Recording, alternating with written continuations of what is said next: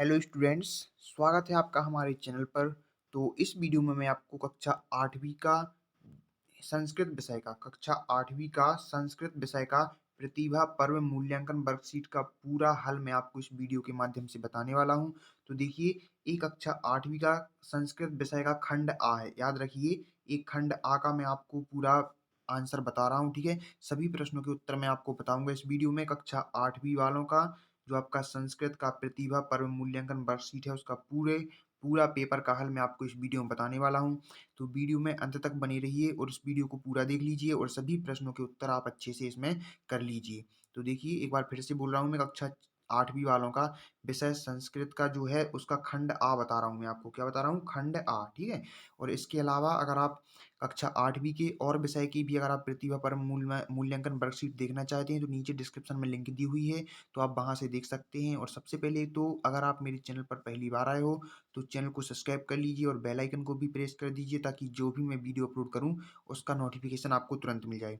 क्योंकि मेरे इस चैनल पर आपको सभी प्रकार के स्टडी से रिलेटेड वीडियोज मिलते रहते हैं और साथ में सभी वर्कशीट भी यहाँ पे अवेलेबल कराई जाती हैं, सभी पेपर भी यहाँ पे उपलब्ध कराए जाते हैं। तो चैनल को सब्सक्राइब जरूर कर लीजिए और बेल आइकन को भी प्रेस कर दीजिए। तो कक्षा 8वीं खंड आ संस्कृत का ये आपको वर्कशीट बताई जा रही है, सभी प्रश्नों के उत्तर आपको इस वीडियो में बताए जाएंगे। तो देखिए, सबसे पहले तो आपको क्या करना है, सबसे पहले आपको मैं स्टार्ट करने से पहले बता दूं कि आपको वर्कशीट में यहाँ पे अपना नाम लिख लेना है, यहाँ पे पिताजी का नाम लिख लेना है, यहाँ पे स्कूल का नाम लिख लेना है और यहाँ पे कक्षा लिख लेनी है, ठीक है। जैसे कि आप 8वीं कक्षा में हो तो यहाँ पे आप 8वीं लिख लीजिए, ठीक है। इसके बाद हम आगे बढ़ते हैं और मैं बताते जाता हूँ आपको कौन से प्रश्न का उत्तर क्या है, ठीक है। तो यहाँ पे देखिए, आप देखिए जो हमारा पहला प्रश्न था जो बच्चा सततम, तो यहाँ पे आपका आंसर आएगा बदनियम, ठीक है। दूसरे नंबर का यहाँ पे आंसर आएगा बदनियम। प्रश्न दूसरे का उत्तर आपका ताम्रा है, तो जल्दी से आप नोट करते जाइए। इसके बाद हम आगे बढ़ते हैं और तीसरा प्रश्न देखते हैं। तो तीसरे प्रश्न का जो आपका उत्तर है वो देख लीजिए आप। हिमालय अस्मिन पदे संधि अस्ति, तो इसका उत्तर है आपका दीर्घ स्वर संधि, है ना। तो यहाँ पे आप दीर्घ स्वर संधि लिख लीजिए। इसके बाद चौथे प्रश्न का उत्तर है कपित्थ ग्रामी, इसका चौथे प्रश्न का कपित्थ ग्रामी लिख लीजिए आप। इसके बाद आगे बढ़ते हैं हम पांचवा प्रश्न देखते हैं। पांचवा प्रश्न देख लीजिए। सतना मंडली अस्ति तो चित्रकूटम, इसका है आपका चित्रकूटम। इसके बाद छठवा देखिए, छठवें में है आपका सर्वत्र। और सातवें में देख लीजिए आप नीचे, सातवें में देखिए, सातवें में है आपका अध्य, ठीक है। सातवें में आपका अध्य है आंसर।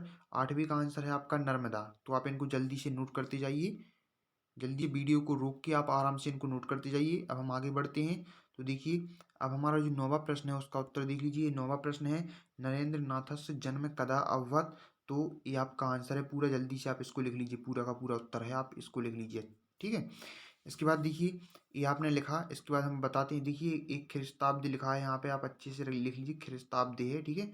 ख्रिस्ताब्दी अववत, तो इसको आप जल्दी से लिख लीजिए।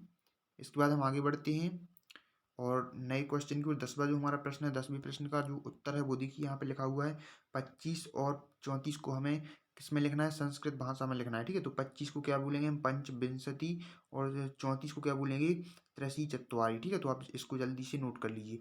इसके बाद 11वां प्रश्न है स्वपाठ पुस्तकात एकम श्लोकम लिखा, एक श्लोक लिखना है हमें पाठ का, ठीक है। तो जल्दी से ये श्लोक यहाँ पे लिखा है, तो लिख लीजिए जल्दी से, ठीक है। इसके बाद 12वां प्रश्न देखिए, 12वां प्रश्न यहाँ पे है, इसको देख लीजिए। 12वें प्रश्न का ब्राह्मीण के ग्रंथा विरचिता, तो ब्राह्मण ने कौन कौन सी ग्रंथ लिखे थे? तो यहाँ पे लिखा हुआ ब्राह्मण बृहत संहिता, बहिर्जातकम, पंच सिद्धांतिका ग्रंथा विरचिता, ठीक है। इसके बाद आगे बढ़ते हैं। 13वां प्रश्न है महेंद्र इति शब्दस्य संधि विच्छेदम कृत्वा संधि नाम लिखना। महेंद्र का संधि विच्छेद करके संधि का नाम लिखना है। तो महेंद्र का क्या होगा? महाधन इंद्र, और गुण संधि होगी, ठीक है। इसके बाद आगे बढ़ते हैं हम। आगे देख लीजिए, 14वां प्रश्न देख लीजिए। 14वें प्रश्न के यहाँ पे आपको गद्यांश दिया गया है, उस गद्यांश में से आपको उत्तर लिखने हैं। तो देखिए, पूरा यहाँ पे गद्यांश है, उसमें से उत्तर, प्रश्नों के उत्तर लिखने हैं। तो देखिए, पहला प्रश्न देखिए, लोकमान्य तिलक कहा आसीत, तो यहाँ पे आप इसका आंसर दिया गया है, इसको जल्दी से आप कर लीजिए, ठीक है। इसका आंसर आपको यहाँ पे दिया गया है, लिख लीजिए। इसके बाद ये दूसरा प्रश्न है, इसका आंसर भी यहाँ पे दिया हुआ है, ये भी लिख लीजिए आप जल्दी से। इसके बाद हम आगे बढ़ते हैं तो हमारा तीसरा प्रश्न आता है इसी गद्यांश का। तो तीसरे प्रश्न का उत्तर भी यहाँ पे लिख दिया है मैंने, तो जल्दी से इसको नोट कर लीजिए। इसके बाद चौथे प्रश्न का उत्तर भी है, तो चौथे प्रश्न के उत्तर को भी जल्दी से नोट कर लीजिए, ठीक है। अब हम आगे बढ़ते हैं। 15वां प्रश्न देखते हैं। 15वें प्रश्न में एक पद्यांश दिया गया है और इसी पद्यांश में से हमें इन प्रश्नों के उत्तर देने हैं। तो पहला प्रश्न है पुत्रः कथम भवेत्, तो पुत्रः अर्थकरी भवेत्। दूसरे प्रश्न का उत्तर है अर्थकरी कीदृशी भवेत् विद्या, तो अर्थकरी। तीसरे प्रश्न का जो आंसर है वो है प्रियवादिनी। चौथे प्रश्न का आंसर है आपका, चौथे प्रश्न का नित्यम रोगिता। ठीक है, इसके बाद हम देखिए, आगे देखिए यहाँ पे,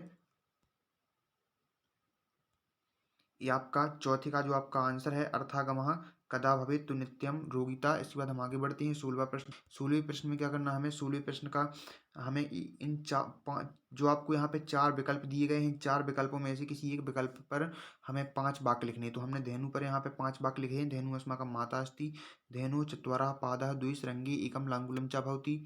तीसरा है धेनु नाम विविधा वर्णाः भवन्ति।